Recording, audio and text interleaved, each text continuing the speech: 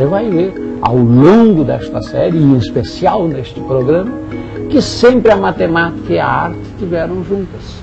O homem fez arte usando matemática. O homem construiu matemática observando as artes, o senso estético. Esta beleza, por alguma razão, em algum lugar, foi seccionada. Hoje há quem pense assim, nossa, um programa de matemática e arte, o que uma tem a ver com a outra? Tem muito. Tanto é que hoje o artista que faz arquitetura precisa da matemática para calcular. O matemático, ao criar teorias, no fundo faz uma análise. E elas têm que ser belas, além de úteis. Arte e matemática. O matemático e o artista andam de mãos dadas.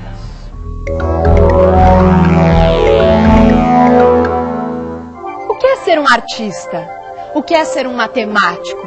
Será que o trabalho de um artista e de um matemático são muito diferentes? O matemático puro, enquanto matemático puro, é uma espécie de artista. Ele cultiva um certo tipo de beleza e a finalidade básica do matemático é construir certas estruturas matemáticas, espaços a várias dimensões, novos tipos de números, analisar esses números e demonstrar resultados, teoremas, proposições, verdades a respeito dessa estrutura. A melhor maneira que eu vejo certas coisas é através da imagem.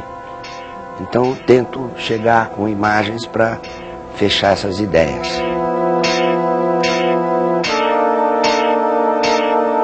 O quadro é uma coisa que desenvolve sozinho. Você que acompanha o desenvolvimento. Se eu começar a dar muito palpite no quadro, vai ficar uma porcaria. É a melhor ferramenta do artista é a intuição. Ele nem sabe quando ele usa. Mas ela acerta na frente e você segue, não hesita. A maioria das pessoas tem intuições formidáveis, mas será que é? Será que não é? O artista, quando ele tem intuição, ele mergulha, pum, e dá certo. Nem sempre, mas a maioria das vezes. E quando não dá certo, você não ouviu a vozinha dela direito, entendeu? Intuição matemática é mais ou menos como uma intuição feminina. É algo que uma mulher vê coisas que a gente, em geral, não vê. E o matemático puro, o bom matemático puro, ele vê além das aparências, vê além das formas imediatas. E é assim que ele faz as grandes descobertas. Uma coisa que me impressiona nos matemáticos é o uso da palavra beleza.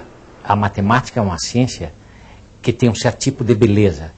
Uma beleza diferente, por exemplo, da beleza da música ou da beleza da pintura. É a estética do raciocínio. O raciocínio pode ser de uma beleza extraordinária, como é que ele é construído para chegar em determinadas conclusões. A matemática, sobre certos aspectos, ela mostra que por trás das aparências, que é o que a gente vê, tem uma coisa invisível, que por meio dela a gente também pode ver. O ser humano, de um modo geral, ele respira matemática, embora não tenha consciência de que ele esteja fazendo matemática, às vezes, da mais profunda e mais interessante possível. Hoje em dia parece que o trabalho de um artista e de um matemático são coisas totalmente separadas. Há quem diga que arte e matemática são especialidades absolutamente diferentes. Será mesmo? A divisão do conhecimento em áreas distintas é um processo recente na história da humanidade. Durante muito tempo, matemática, arte, filosofia e os diversos ramos das ciências eram uma coisa só. E em sua formação, um homem de conhecimento buscava entender um pouco de tudo.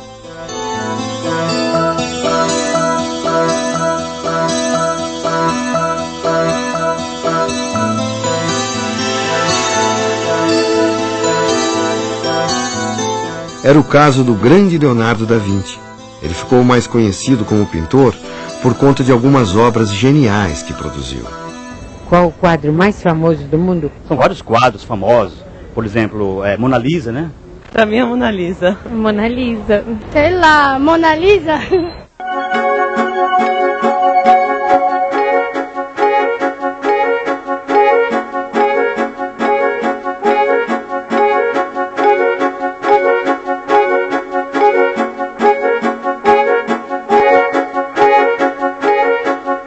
Apesar de seu enorme talento como pintor, Leonardo da Vinci era também cientista, inventor, músico, filósofo, botânico, engenheiro, arquiteto, urbanista e matemático. Seu interesse pela matemática foi estimulado pela amizade com um monge franciscano eminente matemático, Luca Pacioli.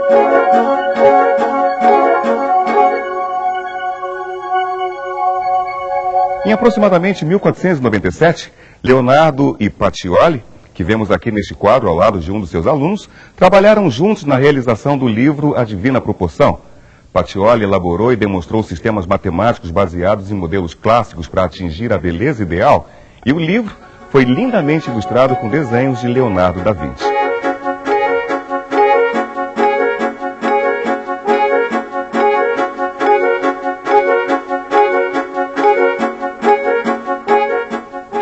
Como é possível um homem só fazer tanta coisa em uma só vida?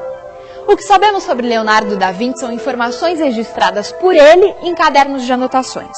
São quase 5.000 páginas que contêm pesquisas sobre o corpo humano, elementos de animais da natureza, dispositivos mecânicos, fenômenos elétricos e uma infinidade de coisas.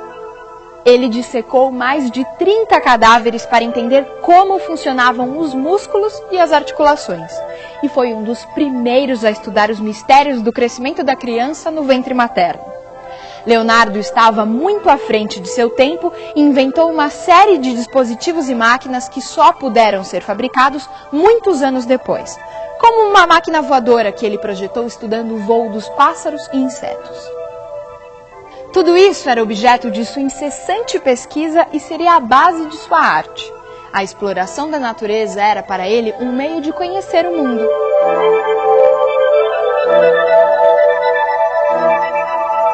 Então eu acredito sinceramente que se Leonardo da Vinci vivesse entre nós, ele estaria usando tudo que tem de mais novo, interessante, tudo, porque ele era um pesquisador.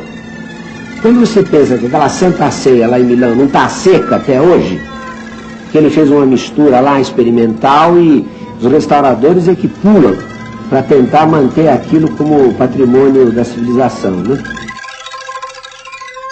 Leonardo da Vinci uniu como ninguém arte e ciência. Ele viveu em uma época de grandes transformações chamada de Renascimento. Mas por que o nome Renascimento? Renascer significa nascer de novo ou ressurgir. Mas renascimento do quê?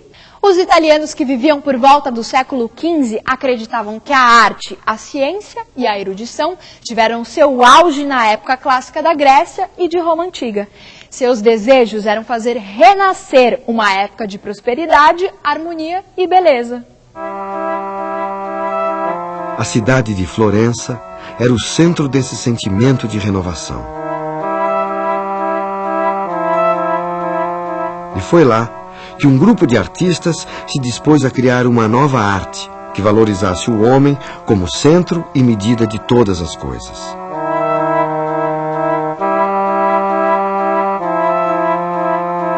O líder desse grupo de jovens artistas foi um arquiteto, escultor, pintor e erudito chamado Filippo Brunelleschi. Ele foi convidado a trabalhar na conclusão da Catedral de Florença. A ideia era que a catedral fosse coberta por uma cúpula, mas a igreja era tão grande que os construtores chegaram à conclusão de que, com os conhecimentos técnicos da época, seria impossível construir uma cúpula daquele tamanho. Brunelleschi viajou para Roma e estudou as ruínas de templos e palácios. Seu objetivo não era copiar a arquitetura clássica, mas usar suas formas livremente para criar novos modos de harmonia e beleza. E aqui entra um detalhe importante nessa história. Com seus conhecimentos de matemática, ele desenvolveu um novo método de construir cúpulas a partir de uma série de anéis concêntricos. Estava resolvido o problema da Catedral de Florença. Leonardo da Vinci dizia que um arco é constituído de duas partes fracas que se tornam muito fortes quando elas se encontram e uma se apoia na outra. Vamos imaginar como é que ele é construído. Vocês vão colocando as pedras umas sobre as outras, etc. Mas para isso ficar de pé precisa ter uma estrutura segurando. Quando o arco está para ser fechado, eu coloco uma pedra de fecho e aí então este lado se apoia neste e este se apoia aqui. No caso da cúpula, ao contrário do arco, eu posso substituir a pedra de fecho por um anel. Se eu tiver um anel superior, na realidade eu vou construindo a estrutura e esse anel superior ele funciona como a pedra de fecho. O que o Brunelleschi percebeu é que se ele conseguisse construir a cúpula de uma maneira tal que durante a construção sempre existisse um anel resistente que apoiasse toda a estrutura já construída, então ele conseguiria fazer a cúpula sem a necessidade de escoramento. Ela sempre ficaria de pé sozinha. Foi uma solução genial. Na realidade, sem cálculo nenhum. Não existiam cálculos estruturais até aquele momento. Foi uma solução intuitiva, com base em experiência anterior. Ele sentia como funcionava a estrutura, ele sabia como funcionava a estrutura do ponto de vista qualitativo, mas não do ponto de vista quantitativo. Com a solução de Brunelleschi, um gigantesco guarda-sol abriu-se sobre o coração de Florença. A enorme cúpula serviu por coroar a cidade, que tornou-se uma das mais poderosas da Europa. No século XX, aqui no Brasil, a arquitetura também mostrou a força da união entre arte e matemática na construção de Brasília.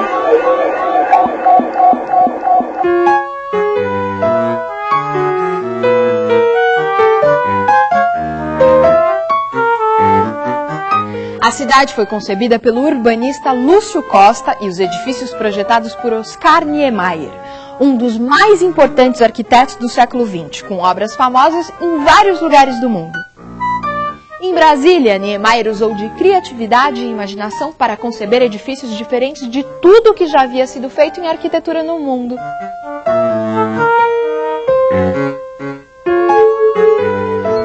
E mais uma vez a arte se aliou à matemática e a poderosa imaginação de Oscar Niemeyer encontrou os cálculos precisos de Joaquim Cardoso. Os cálculos de Joaquim Cardoso viabilizaram a arquitetura de Niemeyer com as suas formas delicadas e marcantes, estruturando os prédios como se estivessem suavemente pousados no solo.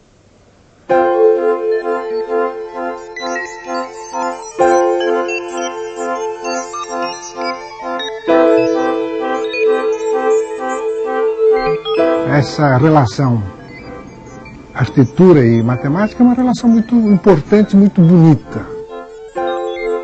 Não existe arquitetura sem forma, né? E esse limite da forma é possível de se conseguir com a matemática. Então cabe a nós mostrar a ele o que ele precisa para transformar aquele sonho numa realidade. Essa delicadeza da curva, essa sensibilidade da outra curva fizeram com que o projeto do Oscar conseguisse se materializar de uma forma muito elegante, muito poética e muito forte lá em Brasília, graças ao auxílio do cálculo de Joaquim Cardoso. Eu me lembro que parece que uma forma assim não tem problema, mas eu me lembro quando Joaquim Cardoso, que era o calculista, um homem muito inteligente, ele telefonou um dia para mim: Oscar, consegui a tangente que deixa solta essa forma diferente.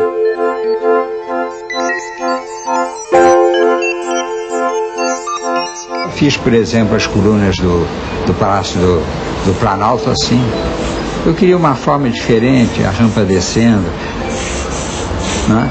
Eu sabia que essa forma não estava fugindo um pouco ao que o cálculo estático reclamava. Mas eu queria uma forma diferente, eu queria que Brasília fosse qualquer coisa assim nova. E que realmente o pessoal se espanta, uns gostam, outros não gostam, mas eu queria que a forma valesse pela sua própria beleza.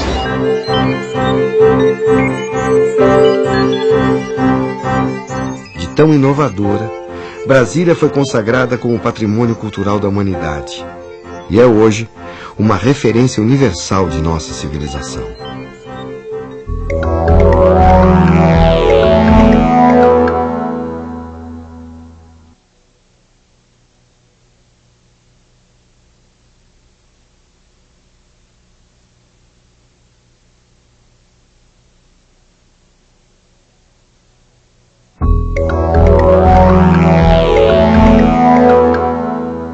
Além da construção de Brasília, os anos 50 marcaram a proximidade entre arte e matemática através do movimento concretista.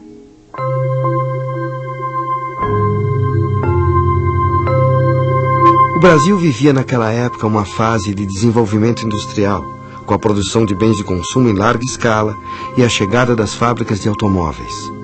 Eram tempos de crescimento e euforia.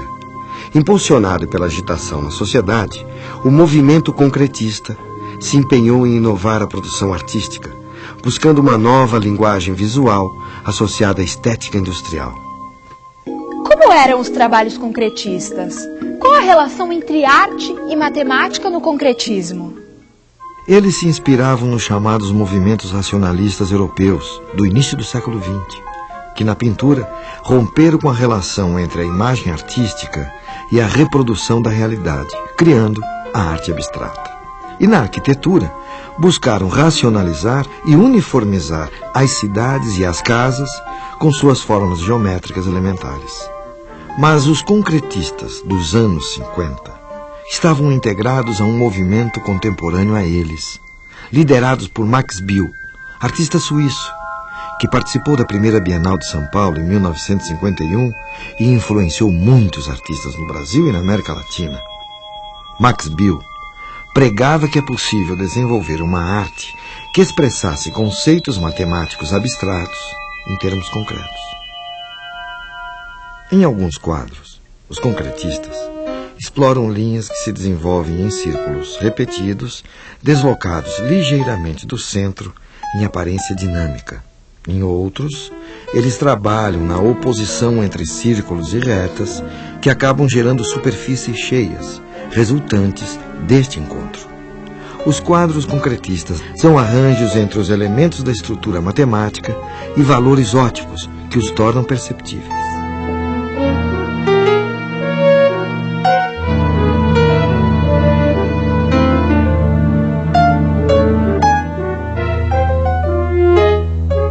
Os ideais concretistas também se expandiram para a poesia. O movimento pretendia libertar a poesia de sua limitação literária e integrá-la a outras formas de arte. Atrocado capacausti, duplelasti feriferofuga história, loco lubrimendi multiple organi periodi plasti publi, rapa reciprorusti saga simplite na vela vera viva, unívora, cidade. City, cité. Atrocado capacausti, duplelasti Haroldo de Campos, Augusto de Campos e Décio Pinhatari foram os líderes da poesia concretista brasileira. Lígia, fingers, ser, digital. Tedatila, grifo. Links, links. O movimento pregava a substituição do verso descritivo pela associação de palavras a partir de uma disposição espacial. Quando zolanguezou, Lídia, la sera, sorella, so only, lonely,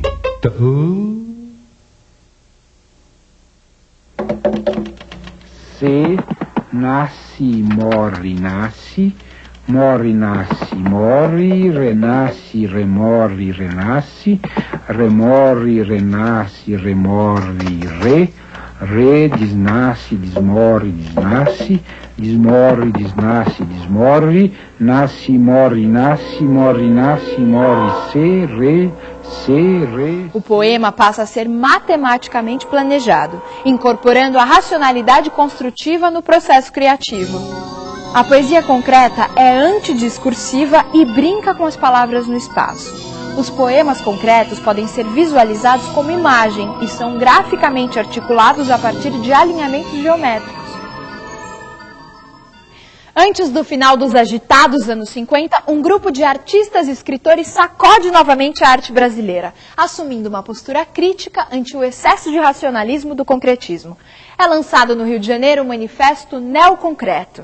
O neoconcretismo foi a crítica a esse mecanicismo concretista, o mecanicismo da arte concreta, em favor de uma arte agora existencial, de uma arte ainda assim geométrica, mas de uma geometria viva, de uma geometria pulsante, que teria a ver exatamente com a vivência, com a existência. Esse plano geométrico agora fica muito heterogêneo, não é o plano de uma geometria ideal, de uma entidade matemática, né? Mas é o plano conturbado da vida.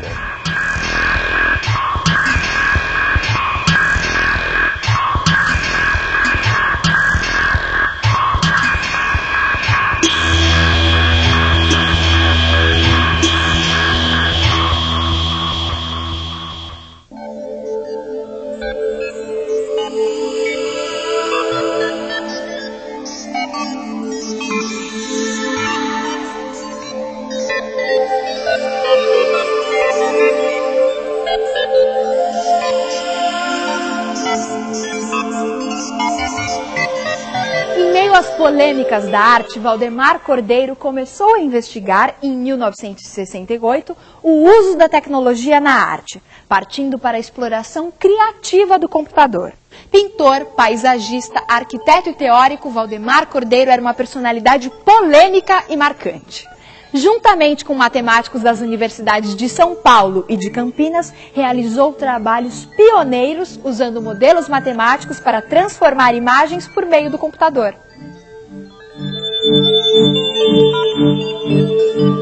Em vez das formas geométricas que utilizava na sua fase concretista, Valdemar Cordeiro procurou associar alguma imagem muito humana ao aparato tecnológico e buscou figuras de conteúdo afetivo, como retratos e paisagens, para transformar nos computadores. Durante as discussões surgiu que nós poderíamos trabalhar com transformações matemáticas. E no caso me ocorreu, como sou físico, uma transformação matemática muito possante na análise de problemas é a derivada, que transforma uma função, a derivada de uma função em uma outra função que tem características associadas à função original, mas traz informações totalmente novas.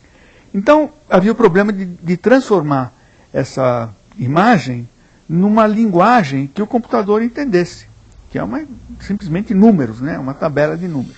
O Valdemar Cordeiro se deu ao trabalho de pegar a imagem e encontrar os 10.000 números que representavam as intensidades em todos os pontos daquela imagem. Cada número representa se está mais claro ou mais escuro na imagem. A derivada da função, ela identifica as variações da função, quer dizer, onde a função varia rapidamente, o valor da derivada é alto, onde ela permanece constante, ela é zero. Numa imagem, a ideia é que se você tem uma região sem estrutura, totalmente branca, a derivada é zero.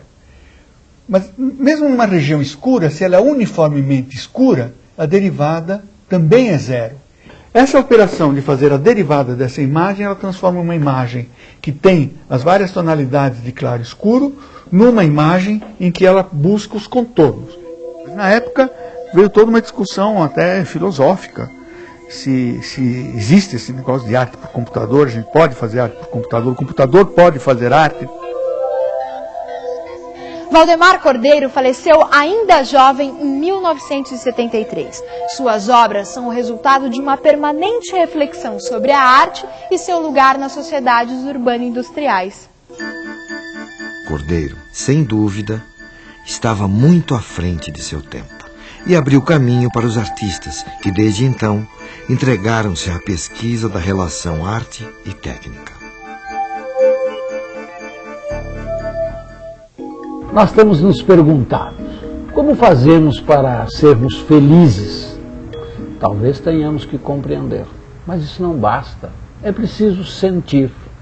Pois é, o domínio da ciência é o domínio da compreensão intelectual. Ela ajuda o homem a entender o mundo. E as artes? A arte é evocação, é emoção. Ela ensina o homem a sentir mais profundamente. Matemática e arte. Sentimento e compreensão. É disto que vamos atrás. Entendermos o mundo, gostarmos do mundo, sermos felizes.